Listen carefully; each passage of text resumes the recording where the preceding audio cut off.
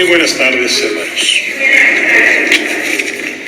Después de este anuncio de todas las solemnidades que vamos a tener a lo largo del año litúrgico que hemos empezado, para aquellos que me han seguido un poco a lo largo de esta Navidad, la noche buena, la noche del 24 de diciembre, yo iniciaba la homilía diciendo que iban a escuchar una homilía distópica y vamos a acabar la Navidad hoy con otra homilía distópica.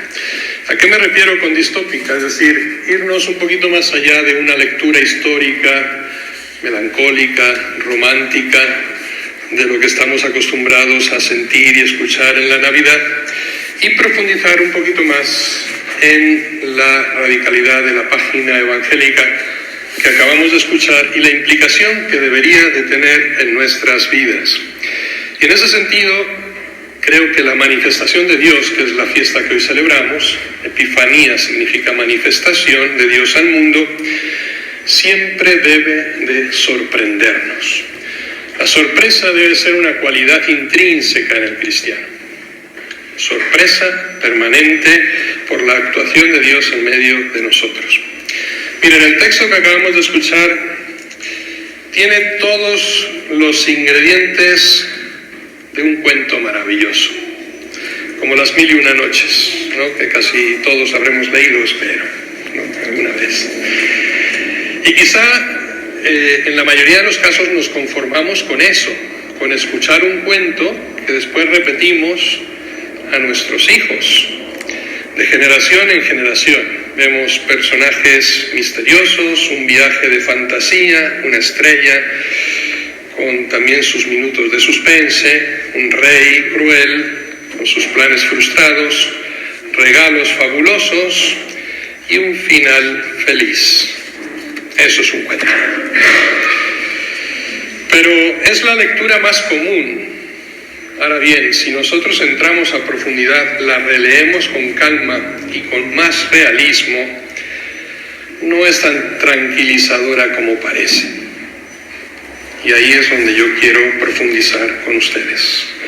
La lectura que acabamos de escuchar está llena de sorpresas. Yo me voy a limitar a narrarles o a explicarles tres. La sorpresa del camino, la sorpresa de aquellas teorías de la ley, de los maestros, y la sorpresa de los regalos. ¿A qué me refiero cuando hablo de sorpresa del camino? Miren, surge una estrella, pero la estrella, si nos damos cuenta, no acompaña siempre. Y sobre todo la estrella no es la que soluciona los problemas ni las dificultades. La estrella lo único que hace es invitar a un viaje, a un seguimiento. Una característica que yo digo a veces falta mucho en nuestro cristianismo, en nuestra profesión de fe. El cristiano tiene que ser un buscador. A Dios no se le posee, a Dios se le busca permanentemente, porque Dios es nómada. Dios está siempre en movimiento. En ese sentido estamos llamados, a la luz de este Evangelio, a ser precisamente nómadas de la fe, peregrinos en la fe. ¿Qué implica el viaje que emprendieron aquellos que hoy conocemos como reyes? Más bien esto de los reyes y del oro, el incienso, la mirra, los caballos y los dromedarios y los camellos viene de Isaías, de la profecía de Isaías. Nada de ello habla San Mateo. El Evangelio. El viaje implica, primero de todo, incomodidad. Romper planes de vida. El viaje implica riesgo, y más en aquella época.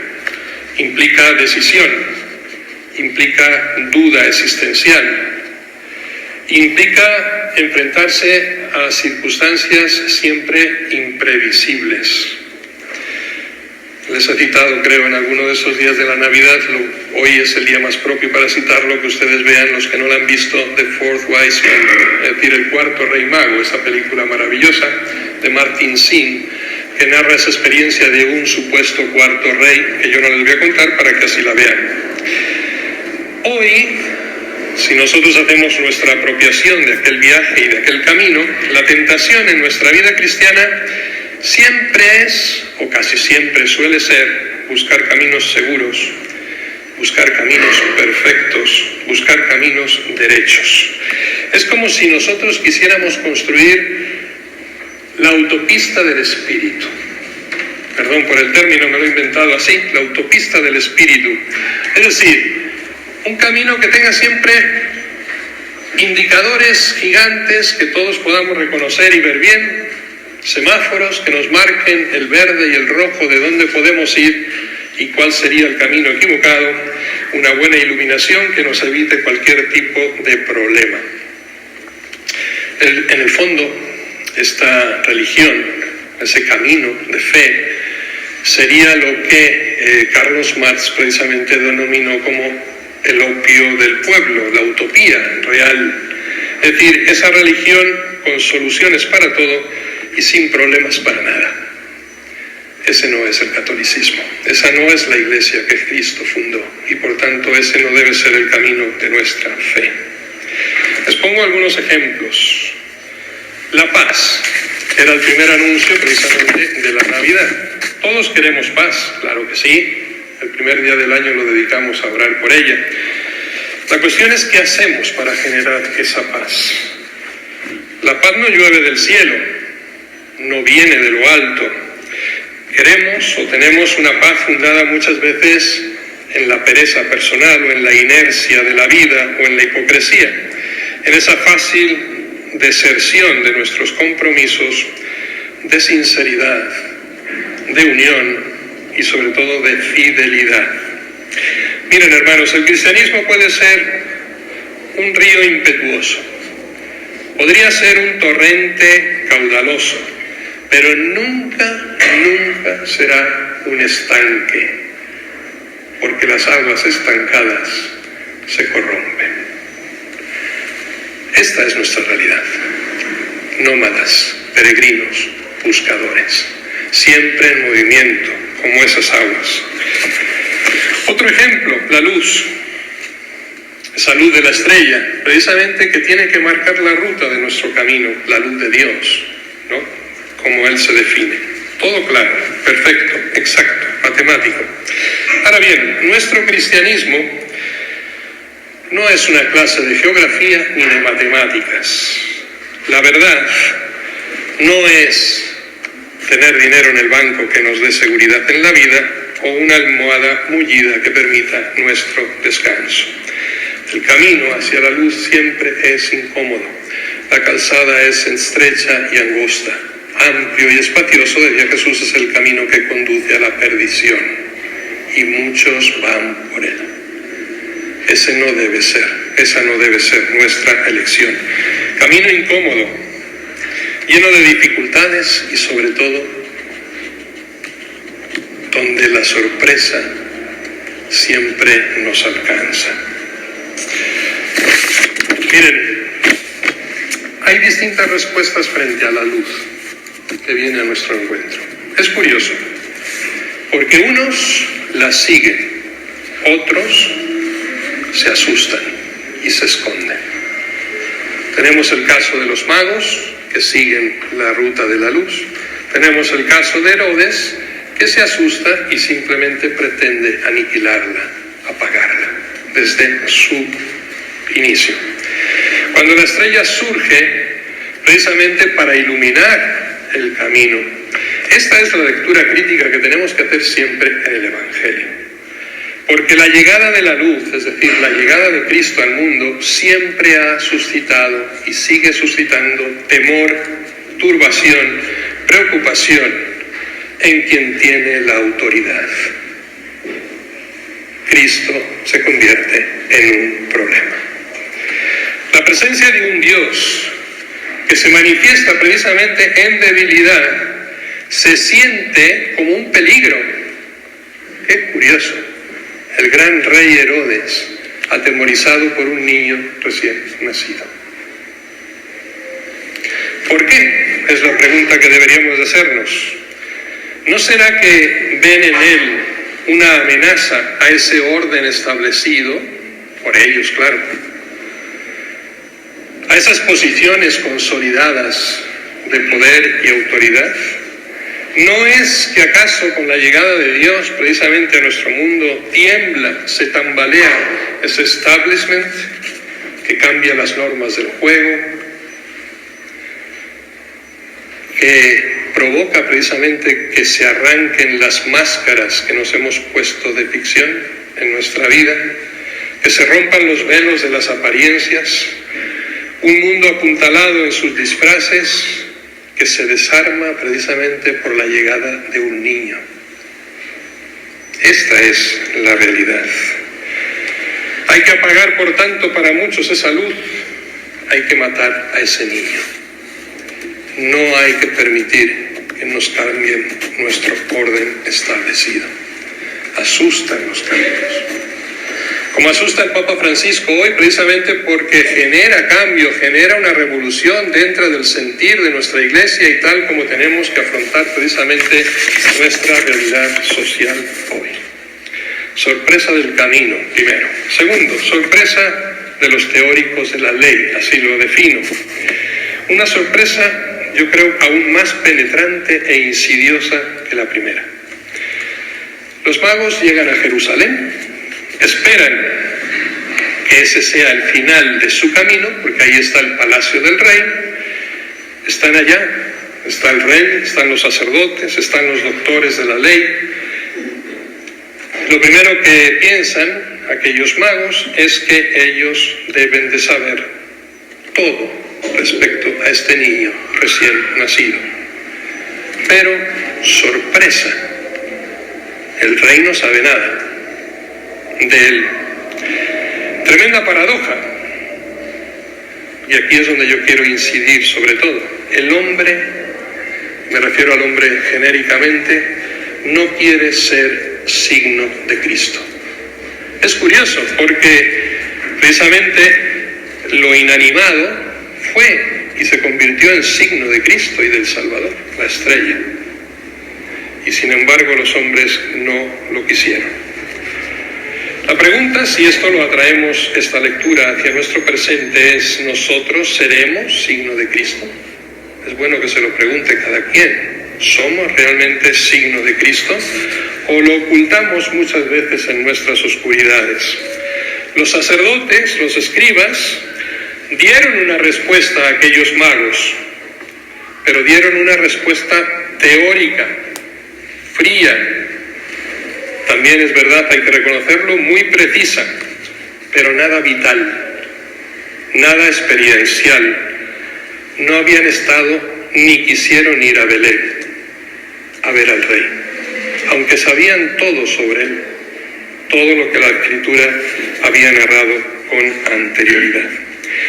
Hoy, queridos hermanos, creo que el mundo espera de nosotros una respuesta vital sobre Cristo, sobre Dios, sobre nuestra fe. Una respuesta fruto de la experiencia. Una respuesta, yo diría, encarnada, que no tiende a dar respuestas teóricas, por exactas que éstas puedan ser. Lo sabemos a veces todo sobre Cristo, pero no conocemos a Cristo y no hemos compartido con Él.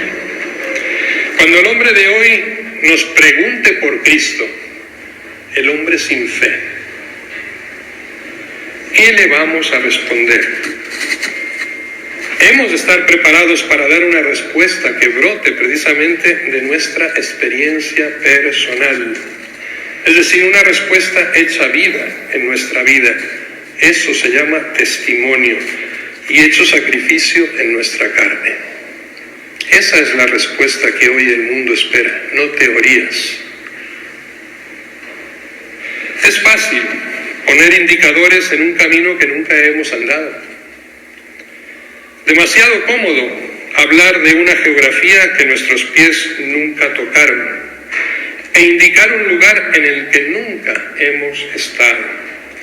Pero también sería injusto poetizar de un pesebre mientras permanecemos en confortables ambientes de comodidad. Por tanto, hermanos, sorpresa, estamos llamados a ser signos de Dios y no máquinas distribuidoras de respuestas fáciles sobre Dios. No tenemos que convertir nuestro cristianismo en una Wikipedia donde narramos datos, pero no conocemos a las personas y menos a Dios.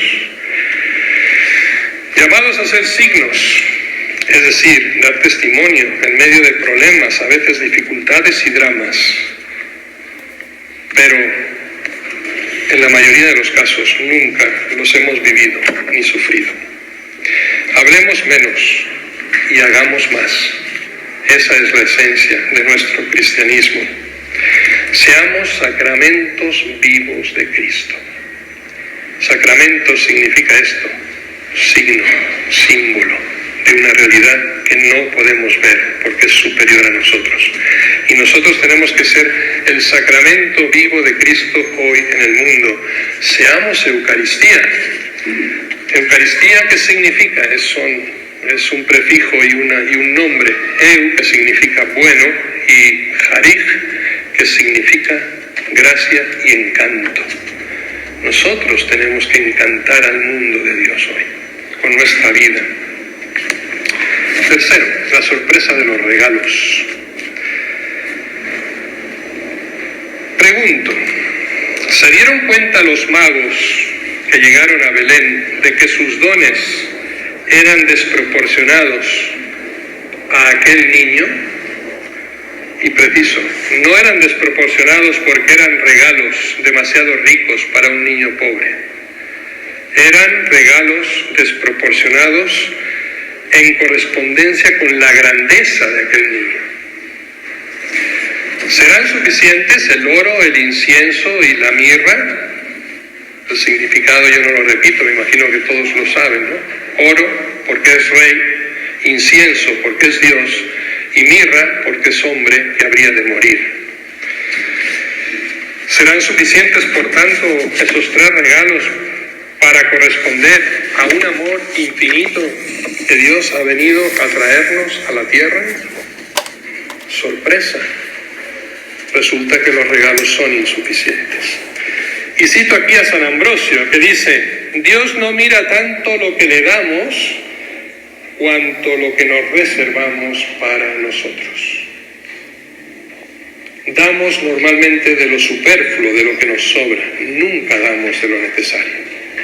Y ese es el verdadero don que Dios espera de nosotros. Según esto, ¿quién está satisfecho con sus ofertas? ¿Quién de nosotros podría hoy levantar la mano y decir: realmente correspondemos a los dones que Dios nos da? Creo que nadie. Quizá nos damos cuenta que con el paso de los años, es decir, conforme vamos adquiriendo madurez, de que las páginas del Evangelio, cuando son bien leídas, revelan menos poesía y más remordimiento en nosotros. Y en esta página hay hoy menos fantasía y más sorpresa. Sorprende que Dios tarde 4000 años en preparar a su pueblo para este momento, y cuando llega Cristo, el primer acto de adoración solemne y oficial venga de los gentiles, de los paganos, y no precisamente de su pueblo, preparado durante 4000 años. Hoy, pregunto, ¿no nos pasará a nosotros lo mismo?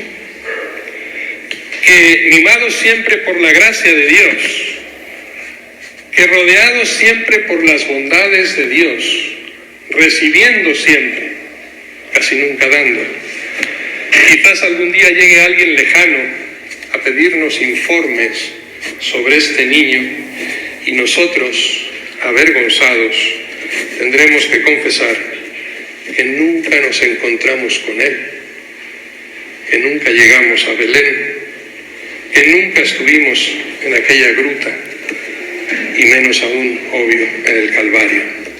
Somos cristianos de Tabor, donde todo es maravilloso, donde la gloria de Dios se manifiesta, y repetimos 1000 veces en nuestra vida, como aquellos apóstoles, Pedro, Santiago y Juan: qué bien se está aquí, hagamos 3 tiendas. Y Jesucristo nos dice: no, bajemos de la montaña a enfrentar la vida y a dar testimonio. Él llegará, este extraño, antes que nosotros. Jesucristo lo garantizó. Los últimos serán los primeros. Y tal vez no volverá, como hicieron los magos al palacio de Herodes, para contarnos esas maravillas y esa gran sorpresa que allí encontró. Queridos hermanos, cambiemos la historia. Dejemos de hacer cuentos y fábulas y vivamos realmente nuestra fe, que significa dejarnos sorprender por Dios, acercarnos a Él. Seamos signos de Cristo en medio del mundo y dejemos de teorizar con las cosas de Dios. Dejar de colorear y de fantasear con estas páginas del Evangelio y tratarlos con toda seriedad, sacando y aprendiendo esas lecciones que siempre nos dejan. Y sobre todo, nosotros que hoy hemos llegado a esta Eucaristía por un camino, volvamos por otro camino, por aquel que Cristo nos indica. Es decir, que cada vez que nos acercamos a la presencia de Dios, tenemos por necesidad que salir transformados. La ruta cambia siempre por necesidad. Y si volvemos por el mismo camino que llegamos, simplemente preguntémonos qué estamos haciendo mal, para que la presencia de Dios no cambie nada en nosotros. Hermanos, cambiemos la historia, seamos buscadores, seamos nómadas de la fe, seamos signos de Cristo. Y no caigamos en el error que también reconocía este autor que ya les he citado varias veces, Gustave Thibon, que fue nominado 4 veces nada menos al Premio Nobel de Literatura francés, que decía así: es la posesión de la verdad lo que da fundamento a tu reposo, ¿o no será más bien el amor al reposo lo que crea tu propia verdad? El reposo no pertenece a los cristianos. Y esta otra frase que dice: no es la luz la que falta a nuestra mirada, es nuestra mirada la que falta a la luz. Dejémonos realmente iluminar por Cristo, transformados por Cristo, después demos testimonio vivo de nuestra fe en medio de la sociedad. Que así sea.